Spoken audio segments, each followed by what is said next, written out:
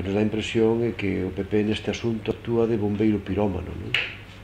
Bota a gasoliña, bota o misto, prende o lume e despois dice que hai problemas. Eu creo que os problemas lingüísticos surden precisamente desde que o bipartito está no goberno. Non hai ningún conflito lingüístico en Galicia. Nin o houbo, nin o hai, nin posiblemente o haberá. Aquí a min nunca ninguén me mirou mal por falar galego.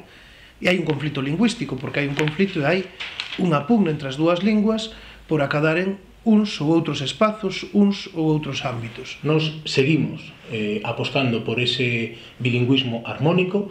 As dúas linguas nunca nos poden restar, sino que teñen que ser para sumar e, dende logo, apoiar as dúas. No supe apostar claramente polo monolingüismo a todos os efeitos, non? Entón, no ensino público galego é obvio que a lingua vehicular debería ser o galego e simplesmente o galego. Ir a Galiza a decir que o problema lingüístico que existe en Galiza é que se persigue o castelán e que os que falan castelán neste país están discriminados, home, é moito decir, Sí, unha cousa é discriminar positivamente unha lingua e outra cousa é impoñela.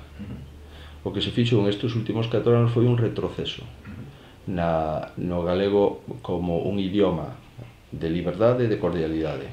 O Partido Popular quere convertir o conflito que existe entre as linguas nun conflito entre diferentes comunidades. E dicindo, non, aquí hai unha comunidade de galegofalantes e unha comunidade de castelánfalantes.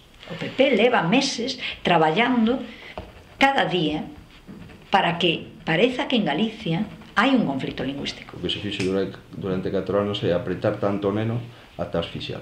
Pero se aquí a vida en castelán, os periódicos son en castelán, as radios son en castelán, a televisión galega son en castelán, pero se vivimos en un mundo en castelán.